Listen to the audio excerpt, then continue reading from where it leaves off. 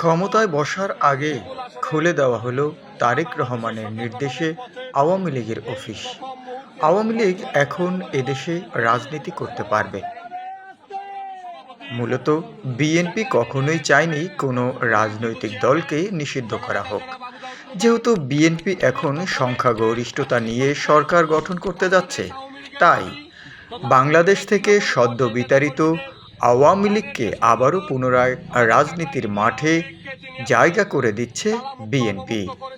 কেউ কেউ বলছেন, এমনটি চলতে থাকলে কয়েকদিনের মধ্যেই দেশে ফিরবেন শেখ হাসিনা। বিপুল আসনে সারা বাংলাদেশের সরকার গঠনের পথে এই প্রথম মুহূর্তে উপজেলা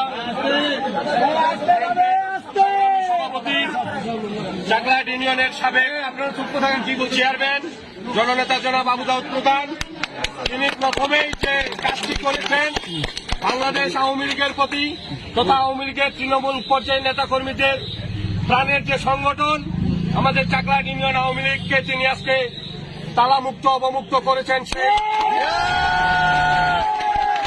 যারা এই দেশটাকে পাকিস্তান বানাতে চেয়েছিল, যারা বাংলাদেশের স্বাধীনতার পক্ষের প্রতিটি দলকে নিশ্চিহ্ন করার চিন্তা ভাবনা করে বাড়িতে অফিসে হামলা করে বন্ধ করে রেখেছিল, সেই অফিস আজকে প্রথমেই তিনি চাকলাট ইউনিয়ন আওয়ামী লীগ অফিস অবমুক্ত করলেন। চাকলাট ইউনিয়ন আওয়ামী লীগ সহ সকল অঙ্গ সহযোগী সংগঠনের পক্ষ থেকে দিনের কাছে আমরা কৃতজ্ঞতা প্রকাশ করছি।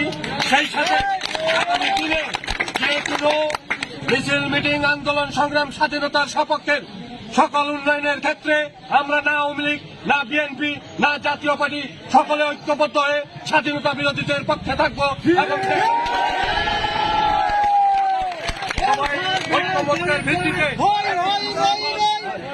উন্নয়নমূলক ইউনিয়নের উন্নয়নের আহ্বান জানিয়ে আমি আমার কথা শেষ করছি। ধন্যবাদ সবাইকে।